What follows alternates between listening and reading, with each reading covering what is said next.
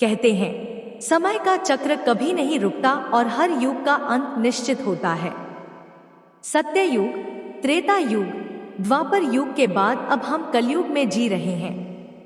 लेकिन क्या आपने कभी सोचा है इस कलयुग का अंत कैसे होगा? और क्या श्री कृष्ण ने इसके बारे में कोई भविष्यवाणी की थी?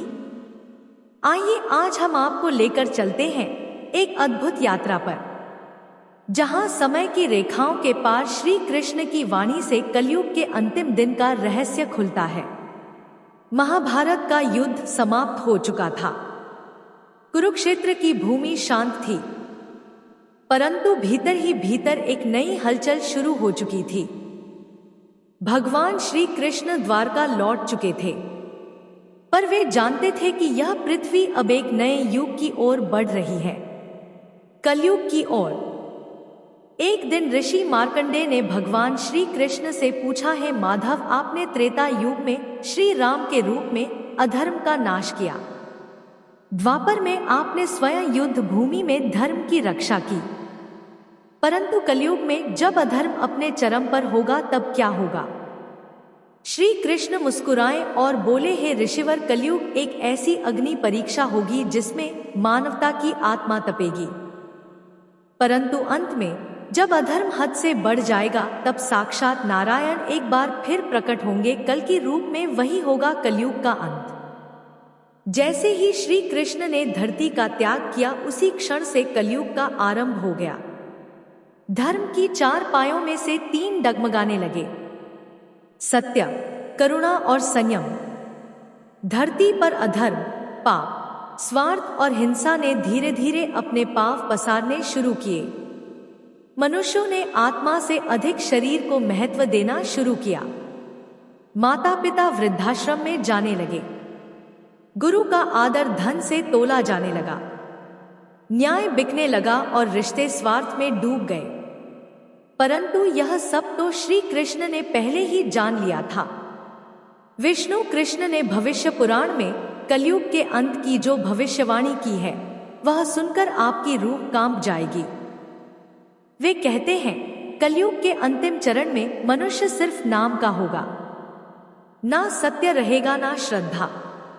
धर्म का उपहास उड़ाया जाएगा, स्त्रियां भोग की वस्तु समझी जाएंगी, राजा लोभी होंगे और न्याय बिकेगा, गायों को बोझ समझा जाएगा, वृक्षों को काटा जाएगा, लोग तामसिक भोजन में लिप्त होंगे, मांस, मदिरा और वासना ही जीवन के ध्येय बन जाएंगे।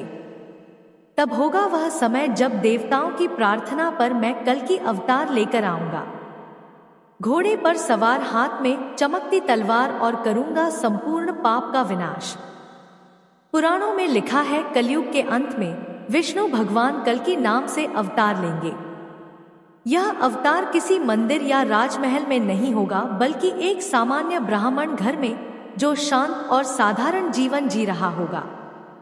जैसे जैसे पाप बढ़ेगा, कल्कि के जन्म की घड़ी नजदीक आएगी, जब धर्म की कोई परिभाषा नहीं बचेगी, जब जीव हिंसा में आनंद ढूंढेगा, जब पाप पुण्य को निगल जाएगा, तब समय होगा कल्कि के आगमन का।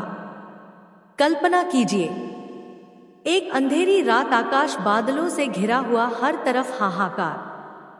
एक दिव्य घोड़ा आकाश को चीरते हुए उतरता है, उस पर सवार एक योद्धा, तेजस्वी, प्रचंड और भयावह, हाथ में तलवार जो अग्नि सी जलती है। वो है श्री विष्णु का अंतिम अवतार। कल की संसार के अंतिम युद्ध का आरंभ होता है, जहां अधर्म की सेनाएं आधुनिक अस्त्र शस्त्र से लैस होंगी। कल्कि के हाथों जब पृथ्वी पवित्र होती है, तब एक नया सूर्य उदय होता है, सत्ययुग का। मनुष्य फिर से शांत, करुणामयी और धर्म परायण हो जाता है। वृक्षों में हरियाली लौट आती है, नदियां निर्मल बहने लगती हैं और आकाश में फिर से ओंकार गूंजता है। श्री कृष्ण की भविष्यवाणी पूर्ण होती है। हर युग का चक्र पूरा होता है और जीवन फिर से आरंभ होता है। कलयुग का अंत कोई डरावना अंत नहीं है, बल्कि यह उस प्रकाश की शुरुआत है जो हर अंधकार के बाद आता है। श्री कृष्ण ने हमें यह भविष्यवाणी करके सावधान कर दिया कि पाप चाहे कितना भी बने, अंत में सत्य ही विजय होगा। तो क्यों ना हम अभी से उस सत्य, करुणा और धर्म की राह पर चलें, ताकि जब कल की आए हम उनके साथ खड़े हो धर्म की सेना में। अगर आपको यह कहानी प्रेरणादायक लगी हो तो वीडियो को लाइक करें, शेयर करें और हमारे चैनल को सब्सक्राइब करना ना भूलें।